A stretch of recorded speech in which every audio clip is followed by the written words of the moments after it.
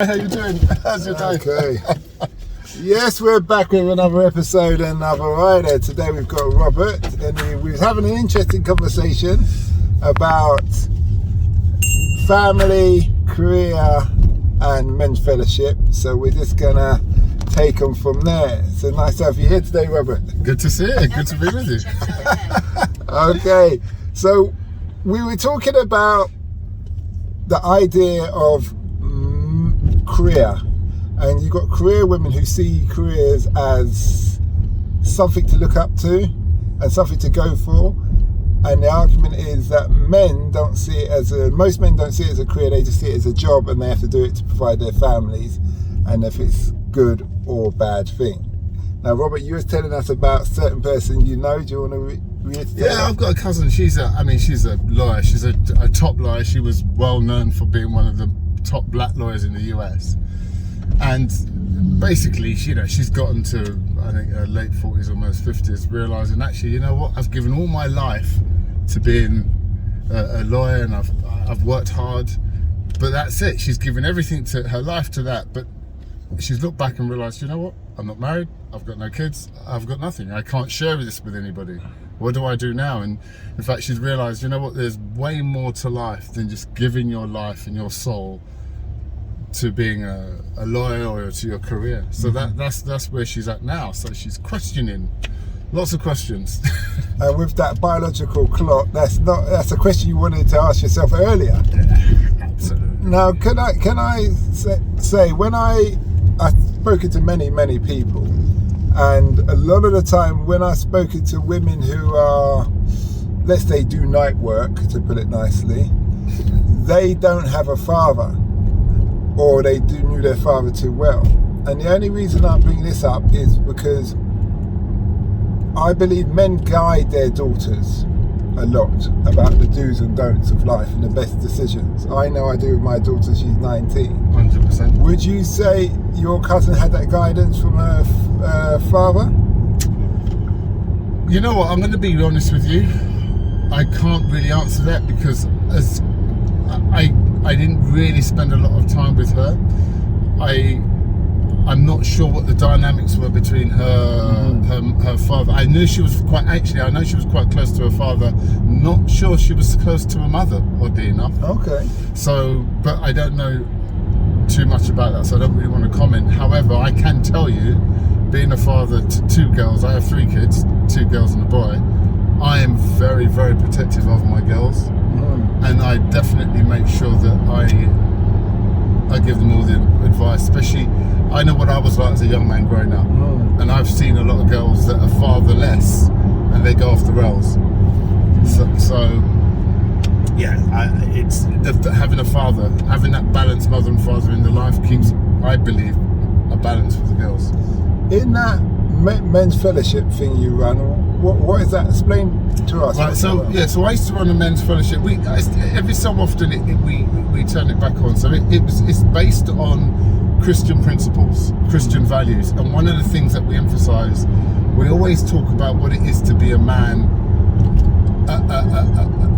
the leader of your house, from a biblical point of view. Yeah. And that doesn't mean, and a lot of people get it twisted, but being a spiritual man of your house doesn't mean that you're lording it over the women and women should obey the men. So people love quoting that scripture, women obey the man of the house or whatever. That's not how it goes. It's talking about being responsible for raising your family. So part of that is what you were saying, going out, getting a job, and being able to put bread on the table for your family and raising your family, teaching your children.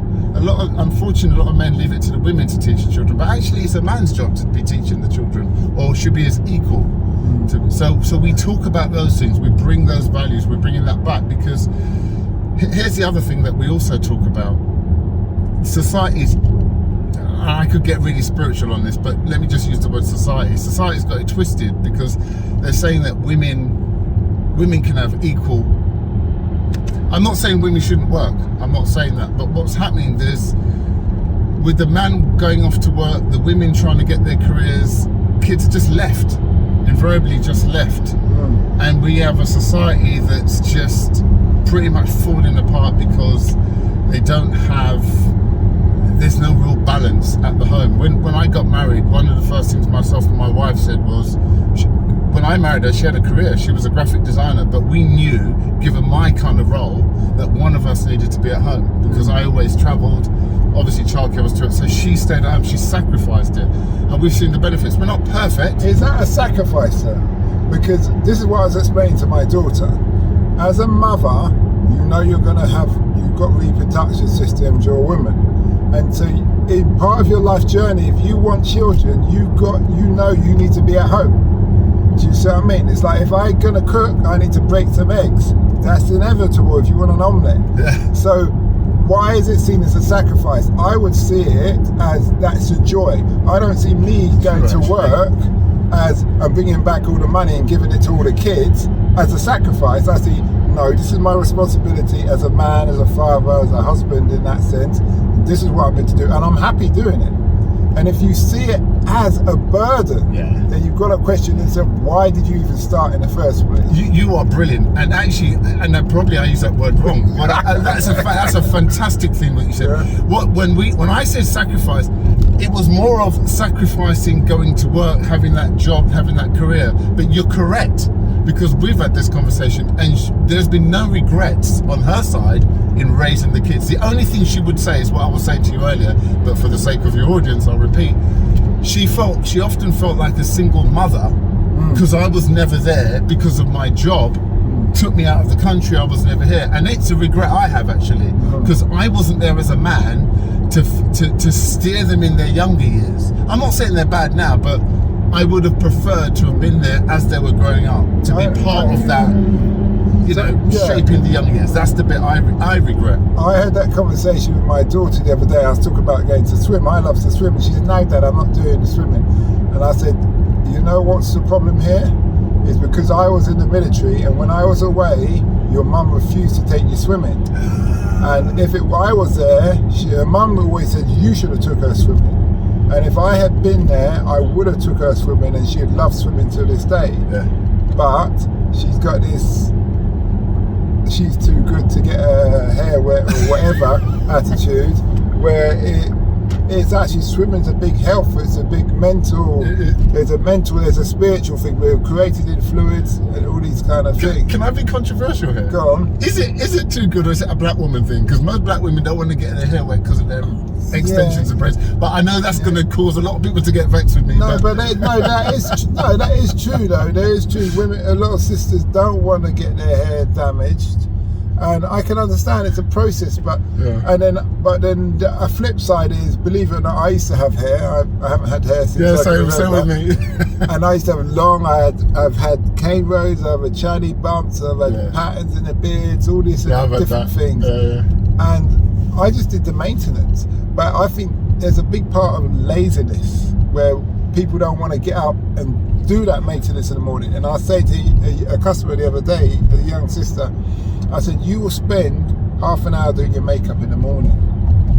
You will spend religiously doing your nails and those long lashes that you could hang coins on, but you won't take the time to do your hair in a natural sense. That doesn't make sense to me. Yeah. Do you understand? Yeah. And she didn't really have much to say on that. She understood the point, but she just wanted to do her weave or relax. And I said, also, you're putting adhesive in your head. Glue, you're putting all these things that soak into your porous system and give you cancer. Those chemicals and you're meant to be Mother Earth. So you're meant to reproduce. Now, if I'm a man and I'm looking for a healthy partner, no matter how good you look, you are killing yourself and giving yourself sickness.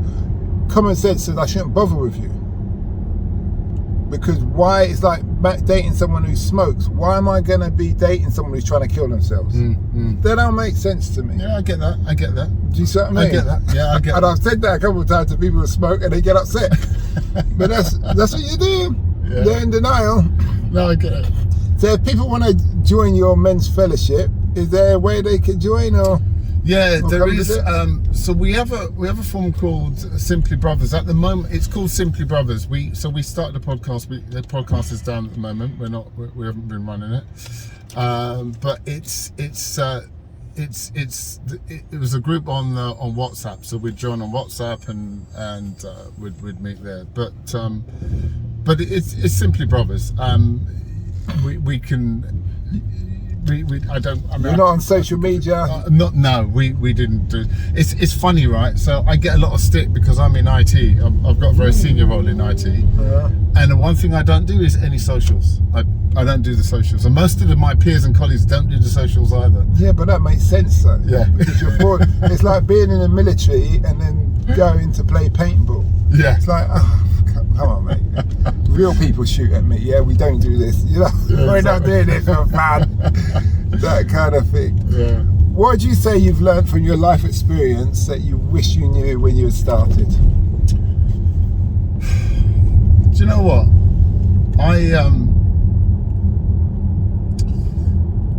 I wished, actually, to be honest, I had my dad around. One of the things that I didn't have, my dad wasn't really around. Well, I say really, he just wasn't there when I was growing up. So I pretty much had to drag myself up.